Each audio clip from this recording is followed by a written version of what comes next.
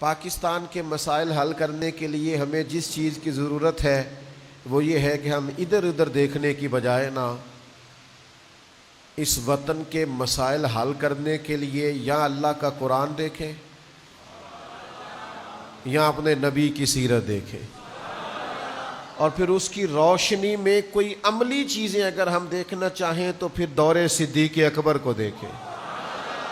پھر وہ وقت دیکھیں جو حضرت عمر نے گزارا،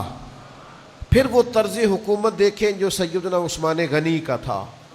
پھر وہ جرت مندانہ فیصلے دیکھیں جو مولا علی شیر خدا نے کیے۔ آپ اس طرز کو لے کر آگے چلیں، آپ اس پر غور کریں، یہ ہمارے مسائل کا حل ہے۔ اس میں سے اپنے لیے اسباق اکٹھے کریں اور ان اسباق کی روشنی میں اپنی زندگی کو مرتب کریں۔ مسائل حل ہونے کے لیے ہوتے ہیں، مسائل پیچھے رہ جاتے ہیں اور انسان کی محنت اس سے آگے چلی جاتی۔ تو میں جو سمجھتا ہوں سب سے پہلا حل اس وطن کا یہ ہے کہ قیادت جرت مند اور مخلص ہونی چاہیے۔ اگر قائدین مخلص نہیں ہوں گے، اگر وہ اخلاص کے ساتھ آگے نہیں بڑھیں گے، وہ جو خبریں ہم عوام کو سننے کو ملتی ہیں کہ فلاں جگہ کمیشن کھا گیا اور فلاں نے یہ دیکھا کہ مجھے کیا ملے گا، میری اولاد کو کیا ملے گا، تو اس طرح کی قیادتیں ملک نہیں چلایا کرتی۔ وہ اپنے خاندان تو مضبوط کرنے میں کامیاب ہو جاتی ہیں، اپنے مخصوص احباب کو نوازنے میں تو شاید کسی حد تک وہ کامیاب ہو جاتی ہیں، پر ملی نفع نہیں کر پاتی۔ ملی نفع وہ لوگ کرتے ہیں جو اپنی ذات سے اٹھ کر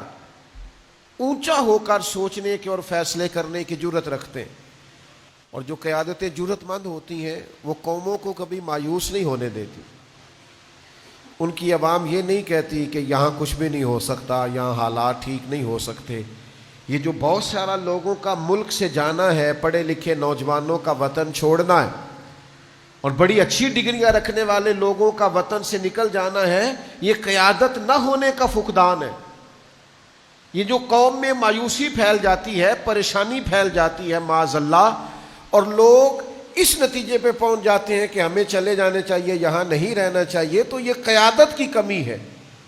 کس قدر سخت حالات تھے مسلمانوں پر مکہ مکرمہ میں، کیسی کٹھن سزائیں تھیں، کس طرح کے زخم تھے سیدنا بلال حبشی کی پشت مبارک پر، کس طرح کے گھاؤ تھے حضرت خبیب رضی اللہ تعالیٰ عنہ کے وجود نور پر، کس قدر تکلیفیں تھیں جناب عمار ابن یاسر کے لیے، لیکن یہ میرے رسول کی قیادت کا کمال ہے کہ زخم بھی تھے، تشدد بھی تھا، بھوک بھی تھی، تکلیفیں بھی تھیں، لیکن حضور نے انہیں اس طرح کا ذہن دیا تھا کہ وہ ہر وقت تازہ دم رہتے تھے۔ انہیں لگتا تھا کہ کل جو صبح چڑھے گی وہ انشاءاللہ دین کے جھنڈے کو بلند کر کے چڑھے گی۔ نبی پاک علیہ السلام نے کبھی مایوسی نہیں پھیلنے دی، حضور علیہ السلام نے کبھی قوم کو نا امید نہیں ہونے دیا، کبھی کسی مقام پر اللہ کے رسول صلی اللہ تعالیٰ علیہ وسلم نے لوگوں کو کمزور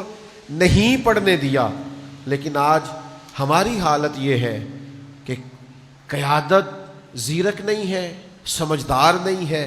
تو نتیجہ یہ ہے کہ لوگ پریشان ہوتے ہیں۔ کوئی بندہ کام کرتا ہے اس کو بھی نہیں لوگ کرنے دیتے، کہتے ہیں یہاں تو اپنے صلاحیتیں ضائع کرے گا، یہاں کیا فائدہ ہوگا، نتیجہ کیا نکلے گا۔ تو یہ خوفناک صورتحال ہے، یہ پریشان کن صورتحال ہے، یہ تکلیف دہ صورتحال ہے۔ اس کے لیے ہمیں فوری طور پر یہ سمجھنا ہوگا، جو بڑے ہیں ان کو سر جوڑ کر بیٹھنا ہوگا اور غور کرنا ہوگا کہ ہم قوم کے اندر سے اس مایوسی کو نکالیں، اور ہم انہیں بتائیں کہ انشاءاللہ تعالیٰ یہ کلمے کی بنیاد پر بنا ہوا وطن ہے، یہاں کچھ بھی نہیں ہوگا۔ انشاءاللہ تعالیٰ اس دھرتی پر ایسے پھول کھلیں گے جس کی خوشبو سے صرف پاکستان ہی نہیں پوری دنیا کے دل ٹھنڈے ہو جائے گے۔